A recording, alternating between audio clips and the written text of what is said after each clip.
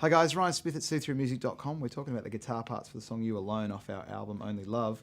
We're in the key of F. And in the verse, you've got these changes, F, G minor and D minor, which would be considered the 1, the 2 and the 6. Now, the bass and the drums pretty much carry most of the energy in the verses, but certain points in the song there's a really nice high guitar part, which is using D on the 12th fret of the D string, the minor third, which is the F, on the 10th fret of the string underneath it. And then we're going to cross over and hit the octave D on the 10th fret of the first string. I'm putting the telly out of phase here to give it just that extra chime. And I haven't got any delay, but I have got some reverb on that, just so it'll carry. And the rhythm on that is a 1, 2, 3, 4.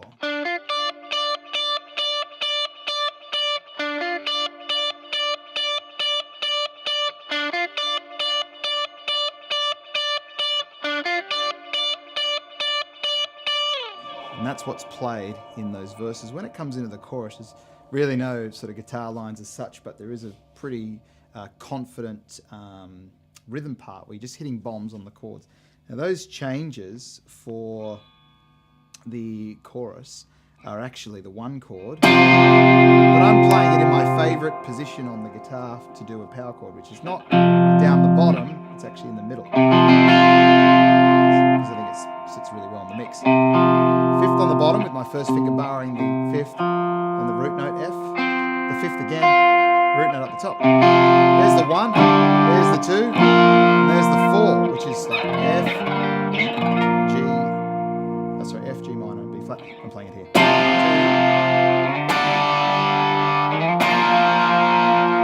that again.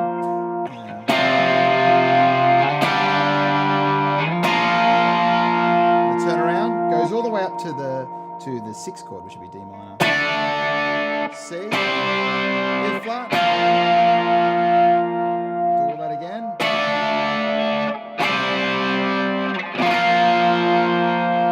Okay, and that's your bridge changes. However, it does cut, sorry, that's the chorus changes, but it does cut the last chord out as it goes to the bridge. And the changes in the bridge are actually the 4 chord, which is B flat, D minor, which is the 6th chord, F, which is the 1 chord, G minor, which is the 2 chord. And I'm using this routine here. I'm using the same strings all the way, but I'm just obviously grabbing the shape of the chord depending on whether it's major or minor. Power chord on the bottom, hitting the 3rd with my pinky, and then going up to exactly how I would do it in terms of the inversion, the 5 chord, then the 3rd on top. There's D minor, there's F, then we're going up to G minor, which is the 2. I'm using a reverb on the Big Sky here. It's actually the shimmer option, but I'm using a pretty significant pre-delay just so that the chord comes on after I strike it. It's not immediate.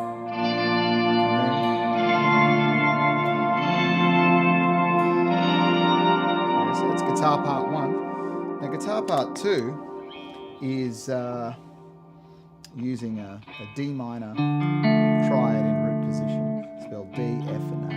Let's play that down here.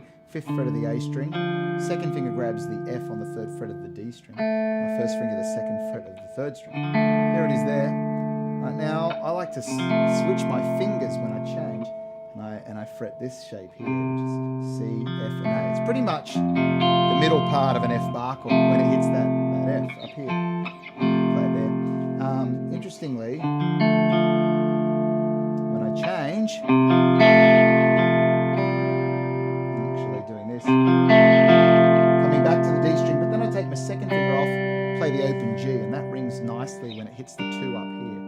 Makes sense. So 1. There's the B flat to the D minor, and 1. There's the open G, and 1. 2, 3, and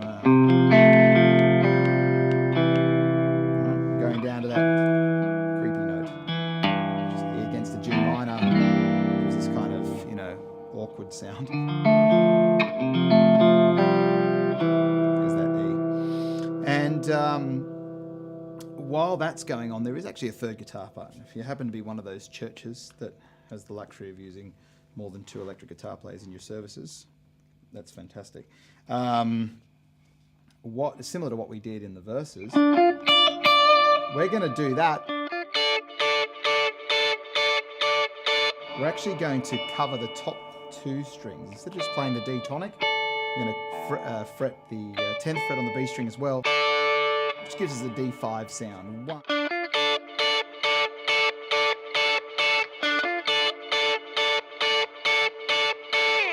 And they are the guitar parts for You Alone. Enjoy.